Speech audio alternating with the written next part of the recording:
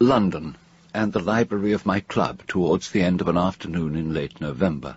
The lamps were lit, and a good fire crackled in the great stone fireplace. I had a mind to drink a quiet pot of tea and glance at the early edition of the evening paper, content in my own company. Nevertheless, I responded readily enough to the nod of the man seated a little apart in one of the deep recesses between reading desks, for he always cut a melancholy figure, and my conscience was pricked by seeing him alone. Sir James Monmouth was a reserved, still handsome man, and what I knew of him I liked. I said cheerfully as the tea arrived, "I had an excellent walk. I confess to loving the streets of London, no matter the weather." "Ah," Sir James said, "the London streets. Yes, a man may walk for many an hour through them." "You are generally here, Sir James?" Yes, generally here. I pray I may always be so, for this place is home to me now, and friends and family too." Something in his tone affected me, so that I felt a sudden unease. But a couple of my friends came across to join us, and the mood was lifted. The subject of ghosts was raised as we sat in the smoking-room after dinner, and over glasses and pipes the story of the club ghost was told, and reckoned to be a feeble and unremarkable one, and so the subject was dropped, and we went on to talk of quite other matters. The party broke up just before midnight, and Sir James and I left together. I was sure he had not come out with me simply in order to stretch his legs after an evening seated indoors. His beak-nosed face was gaunt and skull-like beneath the thin hair. I realized that he was much older than I had supposed. I could not help but overhear your conversation in the smoking-room. Oh, that was idle enough talk, but you appeared more serious. I have a story which perhaps you might care to read. A true story or a fiction? You are an author, Sir James? No. It is merely an account of certain events. Just then footsteps began to be heard at the far end of the street. Sir James turned his head quickly and peered through the murk. Then, abruptly, his hand shot out and he clutched my arm. "I beg you," he said, "read it." It was several days before I was at the club again. I came in through the swing doors to be greeted by Sidham, the porter. "Oh, one moment, if you please, sir. I have a package for you entrusted to my keeping, given to me by Sir James Monmouth." I put the packet with my coat and went in to enjoy a whisky and soda. I spoke to no one, and after a browse through a pile of sporting periodicals, my eyes felt heavy enough to prompt me to think of making for home. The walk through a very cold night stirred me fully awake again, and not wanting to turn in, I decided to glance at the first pages of what turned out to be a trio of quarto-sized notebooks bound in plain black leather. The manuscript was handwritten in a neat, elegant script. I supposed that I intended to read for an hour at most, but dawn, seeping in around the edges of the curtains, found me still in my armchair, the finished manuscript fallen into my lap, and I into a fitful, uneasy sleep. Rain. Rain all day, all evening. The back end of the year. There had been no such rain in Africa, India, the Far East, those countries in which I had spent as much of my life as I could remember. And now I was here, alone in that London rain, in the autumn of my 40th year. My story up to that date may be told briefly enough. I knew only that I had been sent abroad from England when I was 5 years old, after the death of my parents, about whom I knew nothing. My past memories were all of life as a young boy in Africa, with the man who was my guardian, an old friend of my mother's family. He never spoke to me at all about my birth, early upbringing, home or family. After some years we went to India, and thence to Ceylon, where it was proposed that I learn the tea trade. But secretly I began to plan for myself the life of a nomad, full of exploration and adventure. I had read in particular about the journeys and work of a man I came to regard as one of the greatest of all pioneering travellers. His name was Conrad Vane. When I was 17, my guardian was taken very suddenly ill, and, as is the way with many a man who contracts one of the dreadful fevers, went from robust health to the point of death in barely 24 hours. For the next 20 years, I had travelled in India and all over Africa, and finally in the remotest areas of China. At first, my travelling had been more or less without purpose, but soon I had begun to fulfil my ambition of following in the footsteps of Conrad Vane. It was a satisfying life, but it came to an abrupt end when I contracted a debilitating illness in Penang. I was a middle-aged man, and had undertaken virtually every journey Vane himself had made. I had occasionally met people from England. Now I conceived a longing to go back there.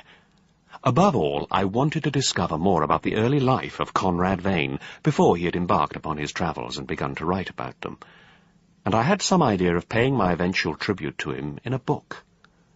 I sold most of my possessions, packed up the rest, and booked my passage. And now here I was, alone, in the London rain. I obtained from the shipping company offices a couple of addresses of inns at which I might put up. After taking some wrong turnings and having to retrace my steps, I came upon Keepak Hyde Street, and almost by accident, the door of the Cross Keys. As I stood, getting my bearings, my eye was caught by some slight movement, and I glimpsed a figure. It seemed to be that of a boy, some 12 or 13 years old, thin, with a pale face above a dirty, collarless shirt. For a second, no more, I saw him look full at me, and then past me quickly, as if anxious or afraid to meet my eye. When I looked back, the boy was gone. I turned and entered the inn. All was dark and silent, save for somewhere within the heavy ticking of a grandfather clock, and then, without warning, there came a sudden, terrible cry. A screech or scream, like the caterwaul of some creature in its death throes. It came once, ripping into the quiet building, and then twice more, a dreadful noise that set my heart racing. The room was quite empty, and I was about to reach for the small bell on the bar top when, glancing upwards, I saw a great oval brass cage. A parrot, with dull green mouldy-looking feathers and a dreadful hook of a beak, sat there, perched on one leg. Its eye glittered, and it stared malevolently straight at me. I felt my blood run cold. Far, far at the back of my mind was some forgotten memory, I supposed from remotest childhood. What was it? Where had I seen such a bird, heard such a cry, and why did it so terrify me? I was rescued by the entrance of a heavy-jowled fellow. The room he showed me into was small but clean. I washed and made my way down to the bar, where I was served a plain, decent supper in a corner. I took a single glass of brandy and then returned to my room and went to sleep. When I awoke and turned up the lamp, my watch showed that it was not yet midnight. I was now so wide awake and full of a sudden restless energy, a desire for fresh air and movement, that I dressed and went back downstairs. The bar was empty and the dreadful parrot cage covered over with a maroon shawl, but the landlord was still about, clearing pots, and he agreed curtly to leave the front door unlatched. I was to bar it on my return. I retraced the route by which I'd come earlier in the day, and before long came to the River Thames. The moon was 3/4 full, riding high and giving enough pale light to see by. I should have felt uneasy or afraid, so strange was it all, but I did not.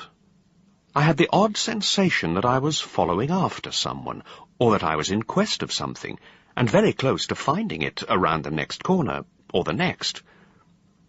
100 yards or so ahead of me stood a great black railway arch, and beyond that, higher, more open ground. I was lost. I stood wondering what best I might do, when, catching some slight movement a yard or two behind me, I turned, and again glimpsed the figure of the boy. He had been following me then, I was quite sure. I took a firm step in his direction, half raised my hand to stay him. At that moment, a railway train came roaring across the bridge in a great clatter and belch of smoke and livid flame, sparks showering upwards from its funnel. And then it was gone. and the smell of soot and steam drifted down to me upon the cold air. I turned back towards the boy, but he had slipped away, melting into the darkness, and I was left to try and make my way back alone. I spent the following week walking about London. Before embarking on my voyage to England, I had written 2 letters. The first to an antiquarian bookseller who had some interest in the voyages of Conrad Vane, and the second to the High Master of the public school Vane had attended, some 20 miles up the river from London. I now arranged to meet the Reverend Archibald Votable, High Master of Alton, at the Athenaeum Club in Pall Mall, but first to visit Mr. Theodore Beamish's bookshop and offices in the district of Holborn. A doorbell had jangled rather rustily as I entered the shop below. My footsteps had echoed on the bare floorboards, but no one came out to greet me or inquire my business. I looked along the shelves at random, until I came upon a book about that part of China in which I had travelled only a few years previously. As I began to turn the pages, I became aware of a strange, uncomfortable sensation, as if I were being watched. But there was no one. I was quite alone. I set the book carefully upon the shelf, and as I did so turned my head. In the street outside stood the boy. He was dressed in the same ragged collarless shirt as before, but he looked even frailer. His mouth pinched, his eyes huge and hollow and bright, as if he had a fever. But it was his expression which struck me with such force, and awoke an immediate response from deep within me, and chilled and frightened me too. It was one of such fear and misery and desperation, a pleading, anguished look that he directed at me, so that I could do no other than plunge out of the shop to try and reach him, rescue him. I scarcely knew what. But as I flung open the door and hurtled down the steps, I was almost put on my back by a huge gangling youth coming up to the shop door and colliding with me. In his arms was a broad, shallow basket covered in a cloth, from which a hot, savoury smell arose, and as I reeled backwards and tried to recover myself, he said, "Mr. Monmouth, I take it, sir, and this'n's yours and Mr. Beamish's dinner you had nearly spread across the street." Mr. Beamish attacked his food with complete and vigorous concentration, sucked down the dregs of his ale, and wiped his little pursed pink mouth. "What set you on to Vane?" He was looking at me closely. "What do you know of him?" "What, that he first journeyed across—" No, not where. Him. Beamish had arrived at once at the nub of my reason for being here. "Precious little," I said at last. "I'm hoping that you, among others, can tell me much more." "Why?" I blustered. He was making me feel uncommonly nervous and unsure of myself. "I suppose... Well, it is simply a task that I have set myself. It attracts me, and I have nothing else to do."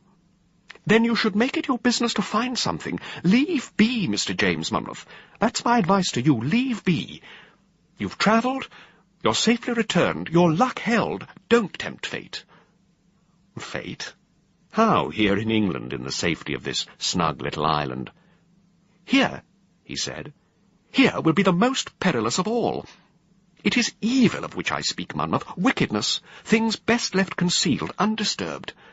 Whoever is touched by Vane suffers." Oh, "Mr. Beamish, the man is dead." "Ah, yes. Then of what do we speak?" You may ask. For a split second then, looking into his face, hearing his voice in that gloomy room, I was gripped by a cold, dreadful fear. It entered like a splinter of ice going to my heart, and I now know that it never truly left me. However vague and odd the tales Beamish was concealing from me, there was some dark truth underlying them, some story of human depravity and misery. Perhaps I could have heeded his words then, and I am sure that it was not mere cussedness and strong will that influenced me. Yet the more he had spoken of Vane, the more fascinated I had become. The Mist in the Mirror by Susan Hill was read by Gareth Armstrong and John Moffat, abridged by Oliver Reynolds and produced by Jocelyn Boxall. I had been in London for almost 3 weeks, and growing used to it. Once or twice in the East and in India, I had visited a gentleman's club, and sat in bamboo chairs under a fan, so that I assumed that I would feel at home as well in the Athenaeum Club Pall Mall as anywhere. But at the sight of the vast marble hall and rising staircase, and the glimpses through open doors to formal panelled rooms beyond, I all but turned tail and fled. But before I had time to do so, I heard a strong Scots voice behind me. "Mr. James Monmouth, I'm sure." I spun round. The Reverend Archibald Votable was a man well over 6 feet tall, broad-shouldered, and dressed in clerical collar and black suit. When we were sitting over glasses of Madeira before a somewhat reluctant and smoky fire, I began to feel a little more assured and at ease with him. He was a man who invited confidence. "What reason do you have for wanting to research into the life of this man?" I noted that he did not speak the name. Vane exerts a peculiar fascination upon me. "Be wary." "But of what? Of some dreadful danger? What risk am I taking?" "No, oh, no. He made to sound jovial, dismissive of my fears. "There is nothing so definite."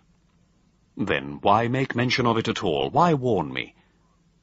"Because you are honest, Mr. Monmouth. Honest and innocent." I left him on the steps of the building, an august, commanding figure. He had given me an introduction to the school archivist, and told me there was a set of guest rooms which I would be welcome to make use of. On another matter, he recalled my saying that I was seeking rooms in proximity to the river. He had heard of some which might be suitable at Prickett's Green, Chelsea, part of estates belonging to the school. Number 7 Prickett's Green was at the end of the small row, looking west. The caretaker opened the door to me, and at the foot of the old staircase turned up the gas, which gave some dim illumination to our ascent. "I take it the house is empty," I said, pausing to get my breath. "Always except in the basement." "In which you live?" He nodded, but did not otherwise reply, and then unlocked a door and stood back to let me pass through. As I did so, I was unable to restrain my exclamation of surprise and pleasure. The room extended the whole length of the house, some 30 feet or so, and with 3 sets of tall windows. I stepped over to them. Below lay the river, almost completely dark now, but still just flushed over its surface by the last light from the sky. And as I looked, the lamps began to come on, one by one, along the embankment. And then I knew that when I looked downwards, I should see him, and knew precisely where he would be, huddled close under a lamp. I was not afraid on this occasion, though I began to be agitated. He stood pale, ragged, utterly still in the circle of lamplight, and as I stared directly at him, he raised his head, turned his face up to me, his eyes seeking mine out. And so we stayed, as if frozen in some other time and place, I, James Monmouth, in the dark upper room of the house, and the ghost of the boy in the cold street below. 2 days later, I had moved out from the Cross Keys Inn and into the rooms at number 7 Prickett's Green. I did not see the boy again, and indeed, with some curious extra sense I seemed to be developing, knew that I would not. All was open, cheerful, and unremarkable. I was too busy about my domestic matters to think much at all of Conrad Vane, but I planned to settle myself, and then to travel down to the school and spend some days there, making a start on my work. The fine weather changed on the morning of my departure. I arrived at Waterloo with scarcely a minute to spare, and was obliged to run along the platform and jump into the first available compartment. I found myself alone with a striking-looking woman, and I judged her, from my covert glances, to be in the prime of her middle years, wealthy and well-connected. Before long I turned away to read my newspaper. When I glanced up again, I saw that it had begun to snow. We stopped at a station, and then another, but no one got into our compartment. I became conscious that the woman opposite was regarding me steadily, and in the end was made uncomfortable by it, and would have spoken, had we not just then stopped at a small station. I looked out. The snow was like feathers flying about the sky. "Go back." I spun round. She had spoken in a low but quite firm, clear tone. "I beg your pardon." Her eyes were very blue and slightly widened, as though she was seeing not me but something beyond. "You should not go. I sense it very strongly." Quite suddenly her expression changed. She came out of her trance-like state. "I must apologize, but when it is so clear, I cannot help myself. It comes without warning. From the moment you entered the compartment— Oh, my name is Viola Quinsbridge. My husband is Sir Lionel, the judge. It is sometimes very awkward that I am told these things, am given warnings. I become so horribly aware of, an imminent death, danger, of evil surrounding someone." "And have these feelings ever proved correct?" "Oh, yes, always. When I know the outcome, that is. Of course, I very often do not. I do not choose." Then I found myself beginning to speak about myself, my plans for the future, and the work on Conrad Vane. "I'm on my way to his old school, where the library has papers, letters, and so forth. I intend to stay there for a few days and begin my researches." Her face remained thoughtful. "And then? What will you do at Christmas, Mr. Monmouth?" "I confess I've given it no thought whatsoever." She opened her handbag and took out a card. "That is our address. We're only a few miles or so from the school. Come to us. We shall be quite a large party. You will fit in perfectly. I can't think of your being alone in a strange country at Christmas." I felt a warmth and pleasure within me as a result of her invitation. Her odd warnings and forebodings I preferred to set quietly aside. When the train pulled into the riverside station at which I was to alight, she extended her hand. "Now I shall expect to hear from you." The school porter who admitted me was a ruddy-faced man wearing a bowler hat and a greatcoat. He took my bag and led me into a great rectangular cobbled yard. We ascended a flight of steps and stopped in front of a door. The porter set down my bag. "Here is your set, sir. Everything you should require." On pushing open the door, I found myself at once in a most comfortable sitting-room. The lamps were lit, a fire burned brightly in the grate. The rest of the set consisted of a small bathroom and a bedroom, adequately furnished, and containing a long, carved and gilded mirror, fixed to the wall opposite the window. The sight of it made me start. It was so familiar. I stared, puzzled, tracing over every scroll and curlicue, certain that I had done so many times before, searching in the depths of my memory. But I was forced to give up. I had no clue as to where I'd previously seen it. I had always been a generally abstemious man, but that evening drank a glass more port than was sensible, half dozing before the heat of the fire, so that when I stood to go to bed, I felt momentarily light-headed. But the bedroom was colder, and I opened the window wide. As I turned, a gleam of light struck the mirror on the opposite wall, and I looked up to face, as I thought, my own reflection. But there was none. There was nothing but a blurred, dark outline. Due, I suppose, to some trick of the atmosphere, the mirror was quite misted over. But, as I came up close to it, I saw quite clearly through the blur my own eyes, staring, glittering, wild with a dread and alarm that I was quite unaware of feeling. I lay shivering and wide awake, and feeling nothing so much as a terrible sense of frustration and anger. I saw a pale, ragged boy, now here, now there, now following me, now a little ahead. The mirror had misted over. Were the incidents linked, or quite random? Were the phantoms and warnings and fearful moments brought about by anything outside myself? Or was I losing my sanity? I drifted to sleep, a restless and fretful one, wound about with veils of weird dreams.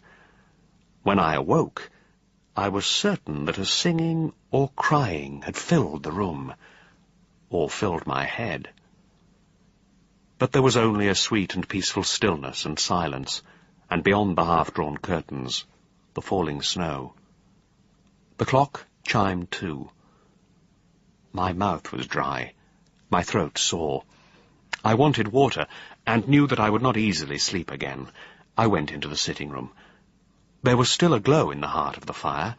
For a while I sat close beside it, and gradually the last trails of nightmare dissolved away. Almost as if to prove to myself that I was man again, I decided to take a turn beyond my set of rooms to gain a better sense of my surroundings. I put on my coat and went quietly out. I saw the door at the end of the second corridor, the old library, and at once made my way towards it. It was as I was a few paces from the door that I began to have the sensation of being watched and silently followed. I shone my torch behind me. There was no one. Impatient with my imaginings, I turned back and went again to the library door. I expected it to be locked, but it swung open slowly to my touch. Oak bookcases were lined on either side of the central aisle, with more bookstacks rising behind the gallery, up to which iron spiral staircases led at intervals.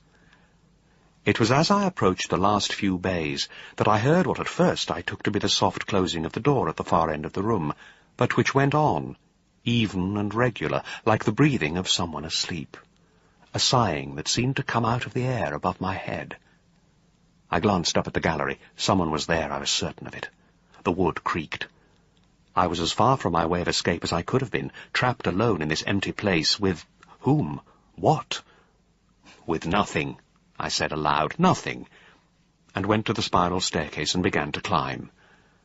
The gallery was dark.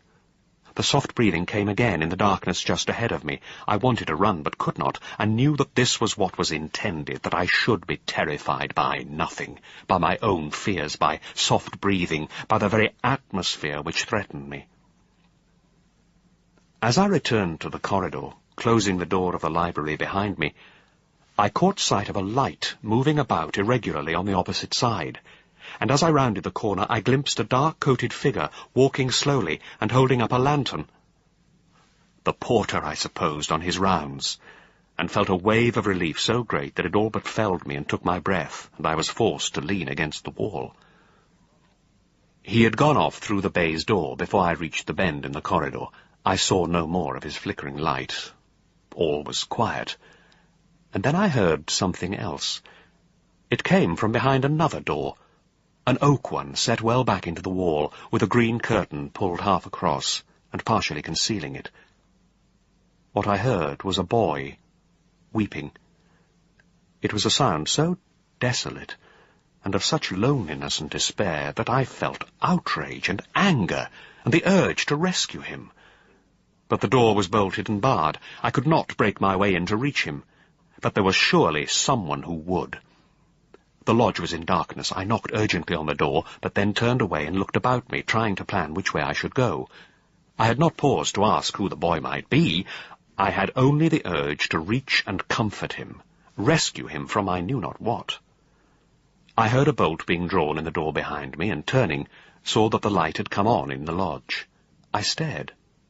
The porter stood before me, tousled and half awake. It was clear to me that he'd been asleep when I knocked. "I'm sorry to disturb you when you've only just returned to bed." "It's 4 o'clock in the morning. What did you think, sir?" "Think? Well, that I should have only just gone to bed. 4 o'clock, sir. I've been sound asleep these 6 hours past." As he spoke, and I registered what he said, I turned and looked at the single line of footprints across the snow, and realized that they were my own, and that there were no others. No one else had come this way for hours. Certainly not the porter, going steadily on his night rounds, carrying a lamp. The Mist in the Mirror by Susan Hill was read by Gareth Armstrong and John Moffat. It was abridged by Oliver Reynolds and produced by Jocelyn Boxall. Dr. Valentine Dancer, the school archivist, was a man who matched his name. Moving about the room, darting to the window, he had suggested we go out for a tour of the school. He ended outside a row of houses behind Scholars' House. He flung open the front gate with a grand gesture. We married men live here." A door stood open, and in the doorway a little huddle of solemn children. Behind them was a tall young woman carrying an infant. "Hetty, my wife." He then extended his arm to the young ones. "And Evelyn, Isaac, Japhet, and Hector." I was ushered into his study. A young maid brought tea. The children were banished.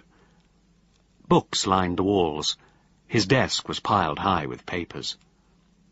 "I have everything a man could wish for, and the best of all, Monmouth, is that I know it. I know it. Happy that man. You will stay to lunch, of course, though I fear it will be a bear garden." "It's very good of you to be so hospitable, but I'm very anxious to be shown the Vane papers so that I may begin work at once." "Do you know what it is about him that so fascinates you? There is a power, an attraction exerted by evil." "Oh, come." "Yes, evil. Conrad Vane was an evil man, Monmouth, and he used the power of wickedness, a dreadful power, over others. He was cruelty personified." "I'm grateful to you," I said at last. "I have received hints and veiled warnings. No one has begun to speak the truth, until now." "So I have deterred you," he said. "Now you will stay to enjoy lunch." "No, Dr. Dancer, you have not deterred me. My fascination is keener still." He shuddered suddenly, and got up and began to pace about the room, rubbing his hands together in agitation. "Whoever touches, explores, follows after Vane, will be run mad, and will never afterwards rest his head, or enjoy his peace, or have a home. He will be haunted. He will be cursed." A door opened. I heard the infant laughing, a soft, innocent laugh. I looked at Dancer. "But," I said at last, and realized the stark truth even as I spoke it, "unlike you, I have nothing to lose." Dancer took me back towards the cloisters. The library was ahead. I wanted to ask directly about the crying boy, and dared not. As we came up to it, I could not restrain myself from looking at the recessed oak door behind which I had heard his desperate sobbing. It was not there. I stopped dead. Dancer was looking back at me with concern. He had taken out a bunch of keys and was sorting through them. Every other door was as I had recalled and seen it before. Only the dark door behind the half-drawn curtain was not. "My dear man, are you unwell? You're deathly pale." I did not want to tell him anything. "Oh, it's nothing. I'm subject to these moments of giddiness, a mild, inherited weakness," I heard myself babbling on. He turned back to the library door, continuing to search through his keys. "Perhaps," I said cautiously, "the door will be unlocked." "Oh, no, the library's never left open." "Ah." He selected a key. Now he would find it open. "There. It's always a little stiff when no one's been in for a day or two." I heard a click, and the key turned. Dancer led me back down the room to the shelves I had begun to examine the night before. If indeed I had. If the door had indeed been open. If I had not been dreaming. But they were as I had seen them, the leather-bound school journals and records, row after dull row. I had been here. Dancer went about other bays and twice up to the stacks in the gallery, returning with piles in his arms, travel journals, letters, a history of the school. "Anything by Vane, or which mentions him, it is all here. If there is anything else, you're to come to us. You must not hesitate. I do not want to think of you here too much alone." I thanked him, and he left me, his brisk steps going off down the corridor. It was after 2 o'clock by the time I came to the first hint of anything, a record of a senior school debate. It was upon the subject of voodoo and witchcraft, and a prominent and vociferous speaker had been C.P.R. Vane. And then I came upon first the report in the school record, and then the account taken from a newspaper of the death of a boy at Alton. His body had been found hanging from a beam in a locked room. He had been beaten, and it was stated that when last seen, and for some days previously, he had appeared to be in a state of distress. He was 13 years old, and his family resided at Kittiscar Hall, in the remote village of the same name, in North Yorkshire. His name was George Edward Palantyre Monmouth. In the middle of the night, I remembered the leather trunk which contained everything I had kept from the things in my guardian's bungalow in Africa. Now the trunk stood undisturbed, together with the rest of my belongings that had been delivered to Prickett's Green. I did not know why it should now have come quite so vividly into my mind, but I lay and thought about the trunk, looked at it, as it were, in my imagination, unstrapped it and lifted the lid. I knew that I had to sort through everything anew, for I was even more desperate to find some trace of my former existence. George Edward Palantyre Monmouth. Was it the purest and most bizarre coincidence that he bore my own surname? Was it his poor ghost that I'd heard sobbing behind the door? Was he the pale boy? Had he been trying to attract my attention, haunting me in a desperate effort to seek my help? And what did he want? In beginning to find out about Vane, I had apparently stumbled upon clues to my own history, and I cared about this most passionately of all. I returned to London the following day. I had thrown my bag unopened upon the bed, dragged the old leather trunk out from its standing place in the passage, and fumbled with the stiff clasps and locks that had been untouched for more than 20 years. I found no letter, no documents relating to me, no birth certificate, which surely my guardian must once have had. If there had been any papers, they had been destroyed. Light-headed with disappointment and fatigue, I began to feel like a wraith myself. It was as though I had no substance, no real existence in this world at all. And then I came upon the prayer book. It was a small copy, bound in soft black with wafer-thin pages. I riffled through it, shaking it. Nothing fell, but as I closed it, my eye caught the line of writing inside the front cover, still strong and clear, because it had not been exposed to the light. James Monmouth, his to remember, Old Nan, Kittiscar. I stared at the careful, old-fashioned handwriting, and as I stared, something deep within me stirred in response. Old Nan. Old Nan. I flung myself into the chair and remained there as the fire sank and slumped down upon itself, scouring every recess of my memory. Old Nan. There it was. Yes, I had it. There. No. A hint, then. A slight scent, faintly in my nostrils. Then it was gone again. Old Nan. But I was satisfied in one respect. George Edward Palantyre Monmouth of Kittiscar Hall, Kittiscar. I had proved his connection with me. The following morning, I received a letter from Lady Quinsbridge, reminding me of my engagement to spend Christmas with them. She would have me met from the train at Hisley. I thought it likely that the house would be a grand one and the party smart, and that I should therefore need to get myself a few more clothes. A thaw set in just before Christmas Eve. The sky was overcast, the air foul, but I went for a walk among the stalls of Covent Garden Market. When I returned that night to pack my belongings, I thought that I might have caught a chill, but I took some powders with hot rum, slept well, and in the morning decided that I had succeeded in shaking it off. I dressed with some care and called a cab to take me to Waterloo. At the last minute, I slipped the small black prayer book into my pocket. I realized that Conrad Vane, and what I had discovered about him, had ceased to dominate my thinking. It was the boy, George Edward Palantyre Monmouth, to whom I was now in thrall. At Hisley I was met by a car. I sat forward to look ahead for my first sight of Pyre. It was indeed a magnificent and extraordinary place that rose before me, a soft grey stone house with a wing on either side. I saw a classical orangery and a slope descending out of sight towards the lake. Then we were stopped, and Lady Quinsbridge was coming quickly down the steps to greet me, and I was swept up into the splendour of her world. The house was magnificent, with a great hall, dark wood panelling and old polished furniture gleaming in the blaze of the log fires that burned in every room. I was dazzled by it all. But at once Lady Quinsbridge was at my side. "You're looking tired, Mr. Monmouth. There is something wrong. I can see it, sense it. Well, you are safe here. We will look after you." I made my first acquaintance with the rest of the house party, and Sir Lionel Quinsbridge himself. His manner was welcoming and friendly without reserve, yet I detected a shrewdness in his eyes that told me that he acted as a balance and temper to any impetuosity on the part of his wife.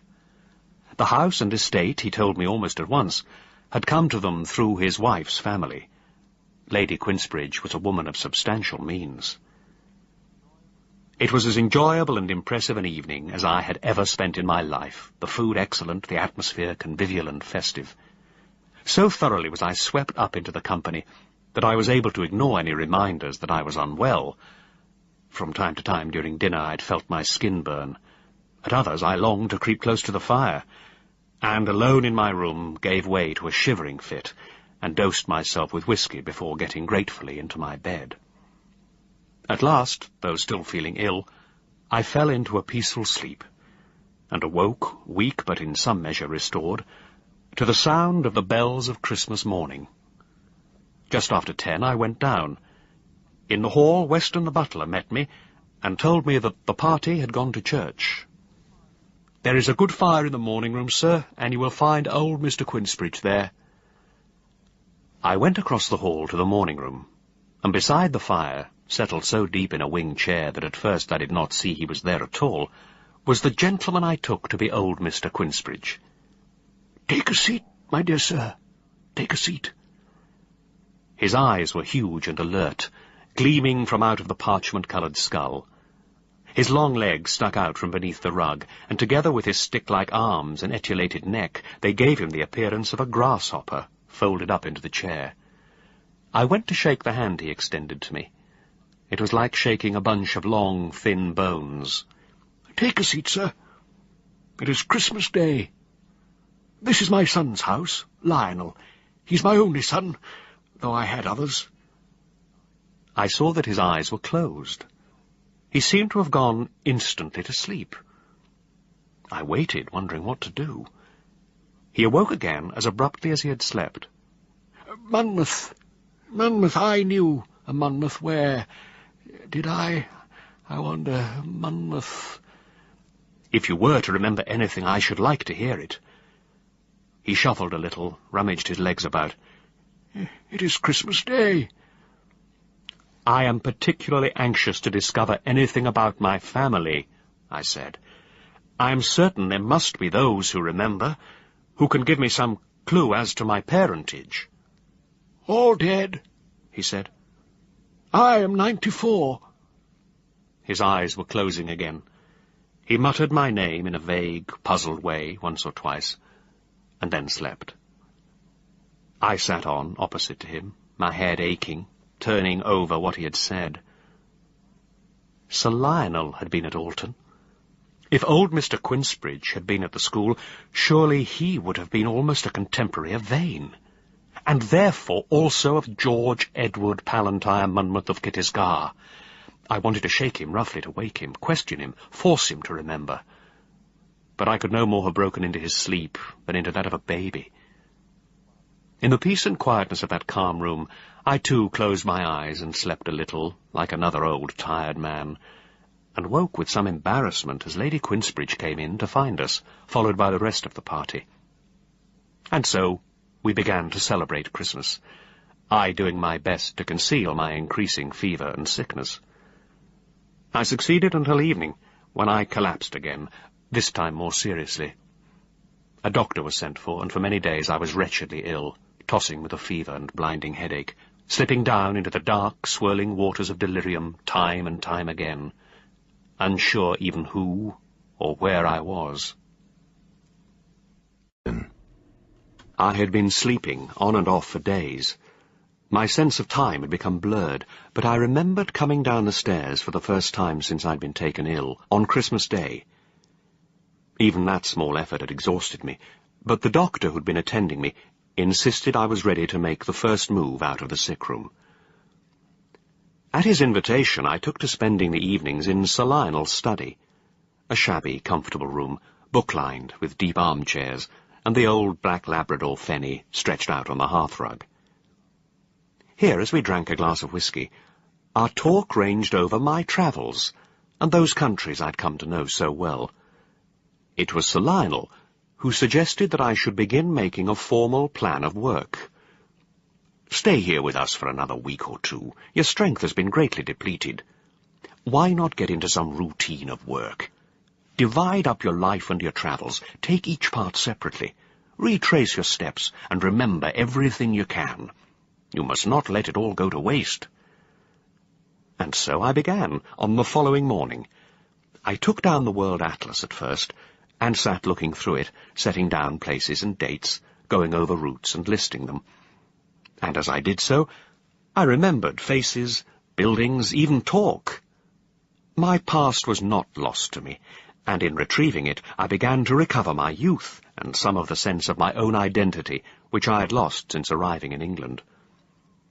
Once or twice, as I went over the journeys I'd undertaken, and remembered why I had ventured to this or that remote and obscure place, the name of Conrad Vane came to my mind.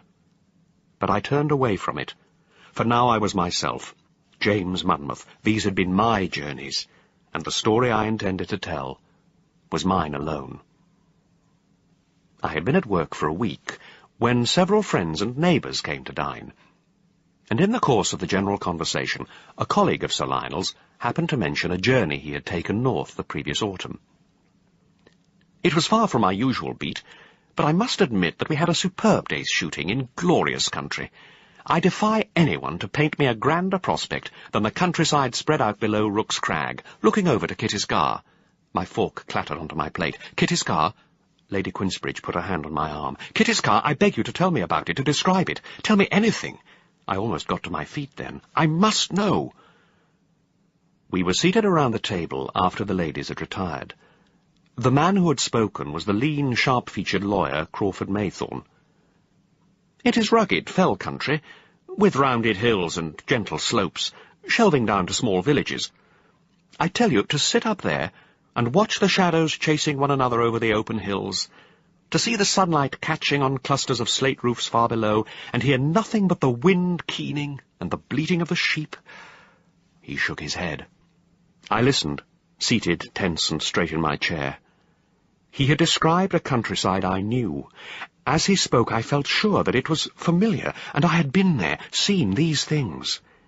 He had not told me about Kittiscar itself, but now he turned to me. I do not usually venture as far off the beaten track. Just once, though, I did go. I'm afraid there's precious little I can tell you. Kittiscar's very small, a hamlet, no more, with the usual grey stone cottages, a chapel. There is a hall, I believe. Yes, I remember seeing some sign or gatepost, but nothing of the place itself. The talk then turned to matters of sport. After another 10 minutes or so, I made my excuses and went to bed. The description of the countryside by Kittiscar had awakened memories, but I turned away from them deliberately. They would swirl and drift about. I would half glimpse them, only to lose them again, as I had lost my own reflection through the mist in the mirror at Alton. 2 days later, I received a note. My dear Monmouth, by chance, I've had to make contact with my shooting companion on the trip to the north last year, and I mentioned to him your possible connection with the area. He tells me that Kittiscar Hall is lived in by a woman. She's elderly and alone, apart from the usual house staff. Her name is Miss Monmouth. I felt certain, in view of her name, that this information would be of some interest to you. Sincerely, Crawford Maythorne. Now, I thought, it is pursuing me. It is I who have tried to turn my back and am fleeing. I crushed the letter up in my hand and threw it in the fire. When I went to my desk the following morning, I intended to add several more pages to my African journal, but when I set pen to paper, it was as though I were taken over by a force quite outside myself. I began a letter. Dear Miss Monmouth, my name, as you will see below, is your name. I have in my possession a prayer book given to me as a child, and inscribed as from Kittiscar Hall. Whether we are related I do not know, but it seems most likely. What you know of me, if anything at all, I would very much wish to hear, and have information about any other members of the family, living and dead. Sincerely, James Monmouth. A couple of days after I had written the letter, I took the dog, Fenny, and set off from the house in the early afternoon. We came down the slope, and the lake lay before us, its gunmetal surface still and smooth, reflecting the winter sun. All around me, the banks were white with clumps of snowdrops, heads bent upon their delicate stems. I rested my back against one of the beeches to drink in the sight of them, and try to imprint it upon my memory. Then I saw him. He had come a little way out from between the trees on the far side of the lake, and was standing there, apparently looking down at the water. The boy. His head was bare. He wore the same torn white shirt and grey trousers. His face was as pale as ever, deathly pale. My heart was bursting within my chest. This was no ghost. This was a real, living boy. If I went to him now, I would be able to touch him, speak to him. There was nothing shadowy or insubstantial about him. So he had followed me here, to Pyre. And then he looked up, deliberately, and we were face to face across the lake. His expression, distant, anxious, pleading, distressed me beyond bearing. "Who are you?" I called out then. "Why have you come to me again?" He stood motionless and silent, and his look sent a chill of fear and desperation through me. I began to move. "Wait!" I shouted. "Wait there!" But he turned away slowly, sadly. He was further away than I'd thought. The path dipped down as it turned. I followed it, half running. When I came up the rise again, the boy had gone. But he remained in my mind. His pale face and ragged form, his air of desperate pleading came before my eyes. I sat brooding about him, addressing him in my thoughts. "Who are you? Where do you come from? What are you asking of me?" But I knew who he was. I had known since Alton.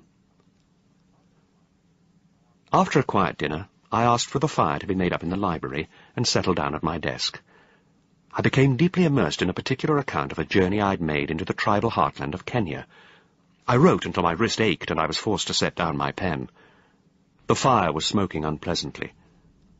But the chill I felt around me had to do with more than that. I felt a presence in the room. I was being watched, with hating, hostile eyes. I sat terrified. Something was here. Evil and hatred, decay and cruelty were here and directed at me, and I could not escape.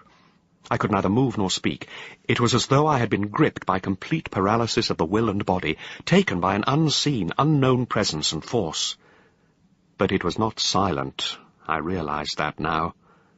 For now I heard the soft, regular, sighing breathing, and was unable even to lift my hands to block out the sound, bound tight by invisible cords and quite helpless.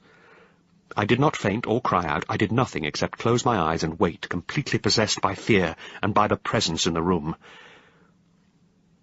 In the end, it simply left. I was loosened from my bonds. At last, I looked at my watch. I had set down my pen at a couple of minutes before 10. Hours had passed. Then the clock gathered itself and struck. 10 times. I could not remain here, or indeed anywhere now, or rest, until I had followed my instincts and attended to these things, whatever they were. For some reason that was quite unclear, I knew I must go to Kitty's car, indeed was being urged to go.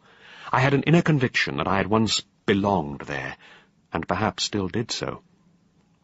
2 days later, I returned to Brickett's Green. I hoped to find a letter from Miss Monmouth of Kitty's car, but there was none. I went out for my supper before going back to make some arrangements for a train that was to take me on the long journey north. Raw Mucklaby was a dull little village, enclosed by the moors that rose behind it, and which, when I arrived that morning, were in shadow. But the inn was comfortable, and the landlord friendly. I took my leave of him cheerfully, and began my walk to Kitty's car. This was a world in which I felt at home. These were places I knew in my bones. I saw a wooden signpost. Kitty's car 1/2 a mile, and went on slowly up the last slope towards the houses. Several times I stopped to stare at closed doors, at gates, at fences, willing the door to the past to swing open. I walked on up the steep slope of the village lane, and came out beyond the last cottages and a farm. To my right was a path leading to an open gateway. On the gate, just discernible, though faded and half worn away, was the name Kitty's Car Hall. My heart seemed to be squeezed tight within my chest, as I looked at the old letters, and then the house was before me. A plain old country manor. It was large and dark, and it was neglected. It seemed empty, the shutters closed in several of the upper windows, and the whole place silent. I had expected it to be familiar to me, to give a cry of recognition, but I did not. I might never have seen it before. I wandered along the side path that led into a derelict and empty garden. In the centre, on the overgrown grass, was a leaden statue. It was of a graceful boy, raised on one foot with an arm outstretched. The forefinger which pointed up was broken off. And then another flash of clear memory came to me. I knew the statue, every curve and line of it. I had stood in that garden. I had woven stories to myself around the figure of that solitary, leaden boy. I turned and looked back at the house, and then I saw that a thin plume of smoke rose from the chimney. Miss Monmouth must be at home. I made my way to the front door, pulled on the bell, and heard it echo within.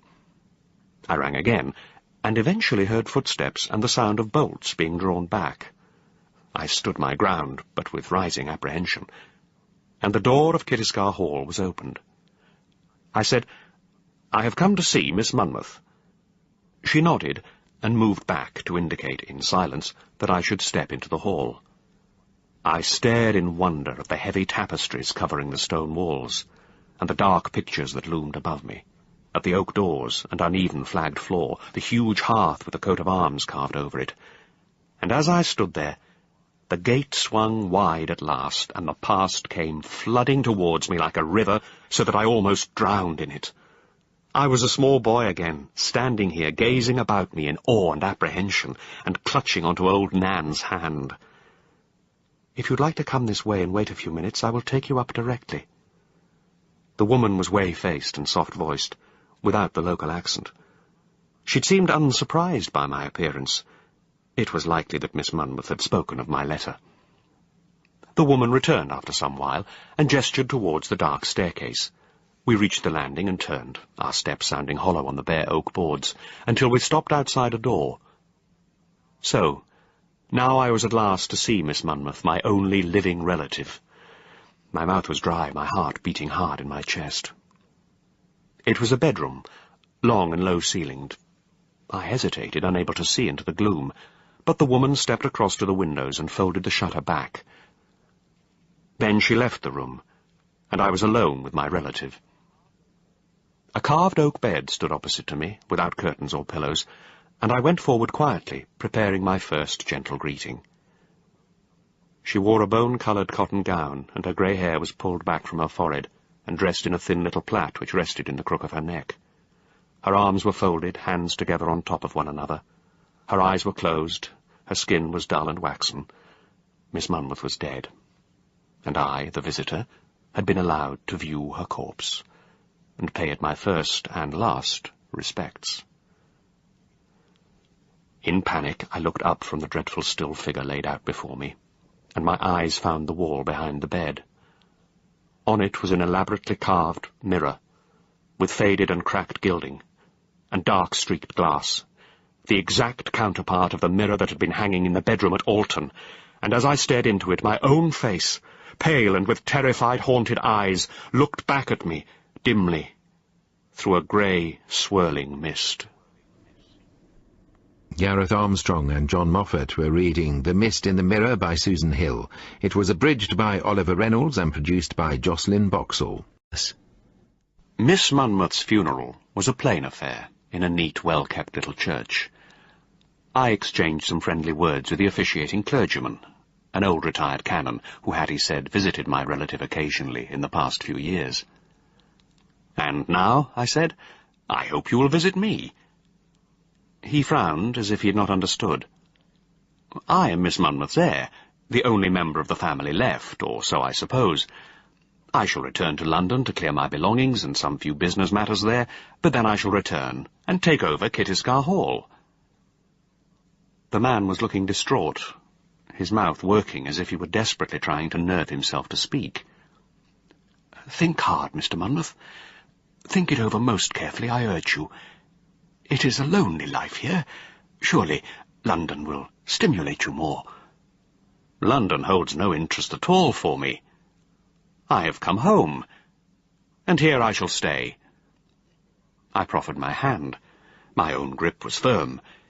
His hand was trembling and uncertain in mine. He walked with me to the roadside and watched me leave. At the corner I glanced back. The wind was blowing bitterly cold off the moors and rippling through the branches of the yews in the graveyard. Underneath them, and looking away from me towards the freshly mounded earth of my relative's grave, stood the boy, ragged, pale, thin, and quite as clear, real, visible to me as he had always been.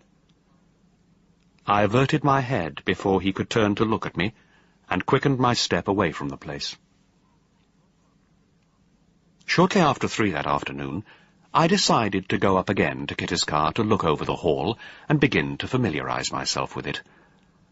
I had wondered if the house might be empty, but the woman let me in almost as soon as my hand touched the bell, though she stared at me blankly and for a few seconds did not step back to let me in. I said, "I'm sorry it's a little late, but I've come again simply to go around the hall." "As you wish. Of course it is yours to take away what you choose." "Oh, I do not imagine I shall take anything away.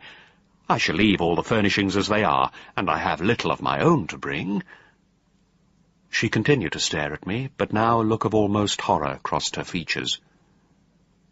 "You surely are not planning to live here at Kitty's car?" "Why, certainly I am. I am the heir to the house, am I not?" "But you cannot. Surely you will not." "Why do you say so?" Because you are a Monmouth, and a man." I felt a clutching sensation in the pit of my stomach. Whatever was wrong, whatever I'd been warned about in the past and again now, had to do with Kittiscar Hall and the Monmouth family in reference to its male line. For a moment I wanted to have it out with her there and then, to hear the full truth. But I did not ask. I dismissed it. I went into every room at Kittiscar Hall that day, everywhere from attics to damp, unlit cellar, and down every passage, and I felt nothing in the slightest degree fearful or dreadful there. I saw no ghosts, heard no strange sounds. At last I returned to the attic, wondering if I might make these my own quarters. It was as I gazed through the grimy casement that I saw the grey stone walls of the building I'd glimpsed on my first visit, and now I saw that the roof went to a point, at the top of which was an old bell, and realized that I was looking onto the chapel belonging to the hall. The house was quite silent as I ran through it, and out at the side door to the overgrown grassy paths and shrubs at the back of the hall.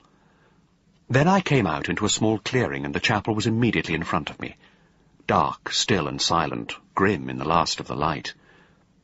I hesitated before the wooden door, feeling suddenly cold, and as though a shadow had fallen over me, and someone unseen but hostile was standing just a few feet away on my left side.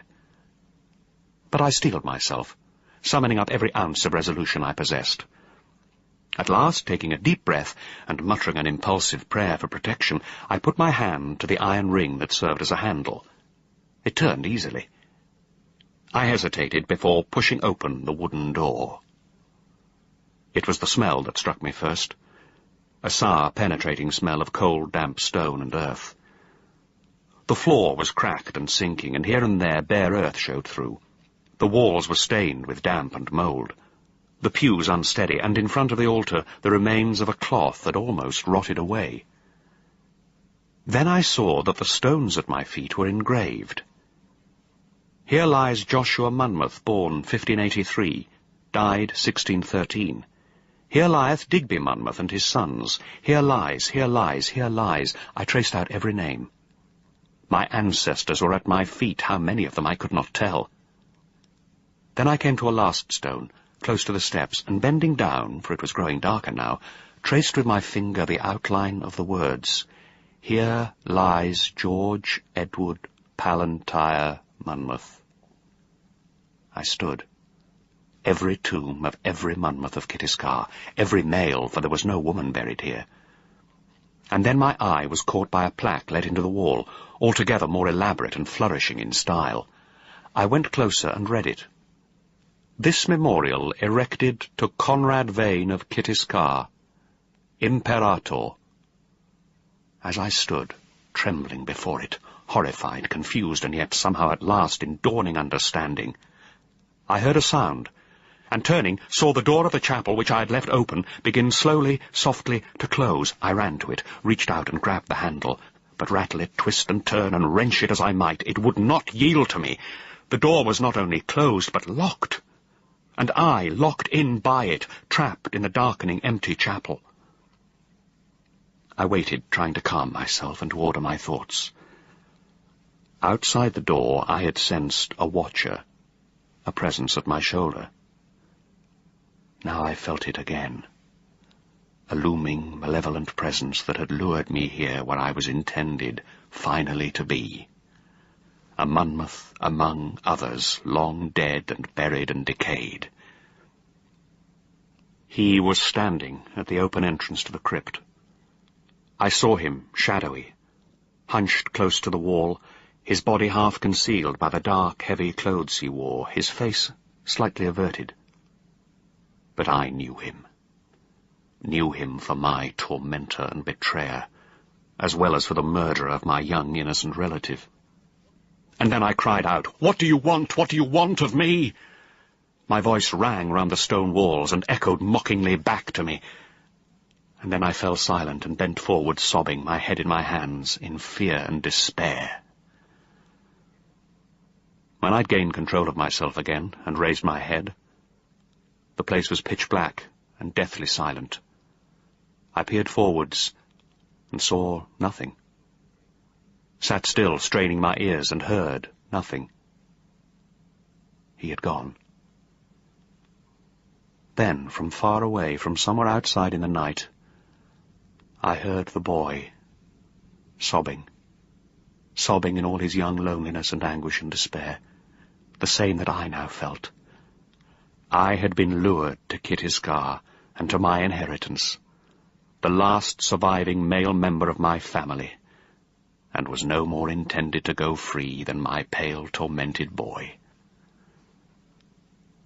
That night was the most terrible I'd ever spent, or pray to God I will ever spend.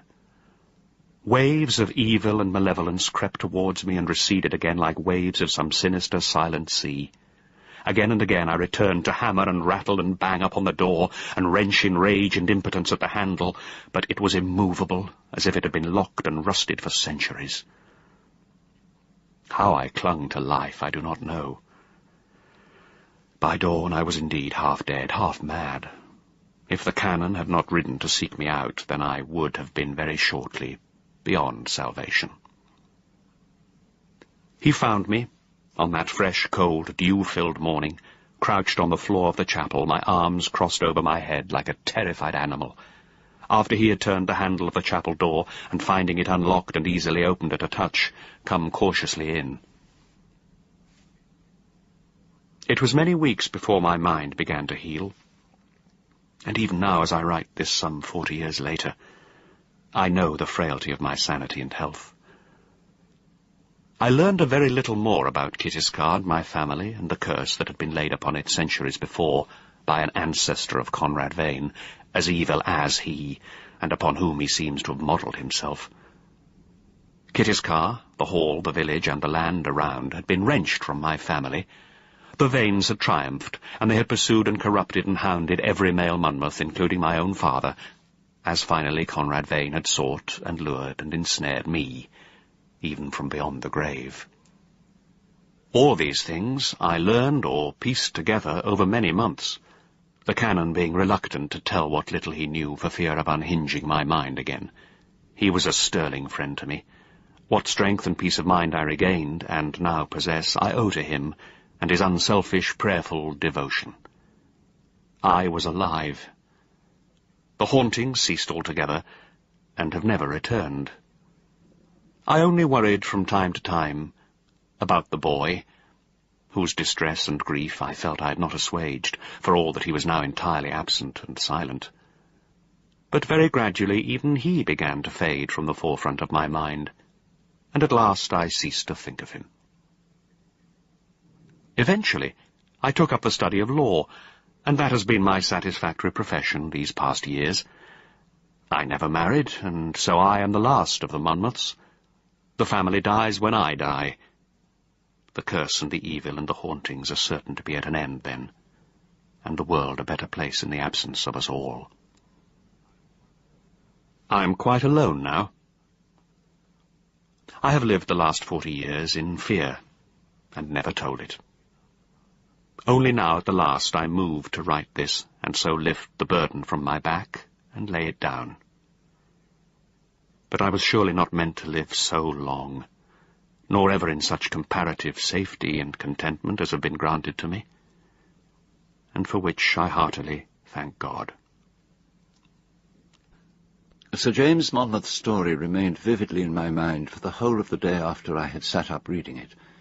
I vowed that when I returned it to him I would sit and keep him company a little. I was never to do so. When I went to the club at the end of a tiring day, I was greeted almost at once by the news which had been the talk of the place since the previous evening. Sir James Monmouth was dead. He had been found sitting in a chair in the corner of the library in the hour just before dawn, an expression of what was said to have been amazement upon his face. There was another story, too. There had been some sort of disturbance, perhaps an intruder in the club. The night porter had surprised a boy, a ragged urchin of 12 or so, and chased him, taking him to be a young thief or vandal. But on reaching the street outside, and even after running some way down it in both directions, he had been forced to return to the club. There had been no trace at all of any boy. At the time of Monmouth's death, and after reading the story he had given me, I confess that I was profoundly affected by it and by the events of the club. But my own life was not touched any more closely, and so, inevitably, as the months and then years passed, the whole matter receded from my mind altogether. Until very recently. My business has prospered. I have become very well established. Lately we have been looking at larger properties in the home counties, and it was with some interest that I received particulars from one of the house agents of Pyre, Berkshire. Indeed, I managed to find Sir James's manuscript, and in it to reread the description of the house I knew we must certainly visit. The exterior of Pyre was exactly as he had described it. The interior, though, was quite ruined, ghastly in its vulgar, over-ornate furnishings and decorations. But we went on dutifully up the staircase. It was as we reached the end of a passage in the west wing that I saw the mirror. It was large, in a handsome gilded frame of considerably finer and more classic design than any of the other furnishings, so much so that I paused in some surprise to admire it more closely. And as I looked into the slightly foxed and pitted glass, the surface seemed to blur and dissolve, as if it were misting over with a fine white vapour. I stared in dawning recollection and fear, for the face that I saw staring back at me through the mist was not my own, but that of another.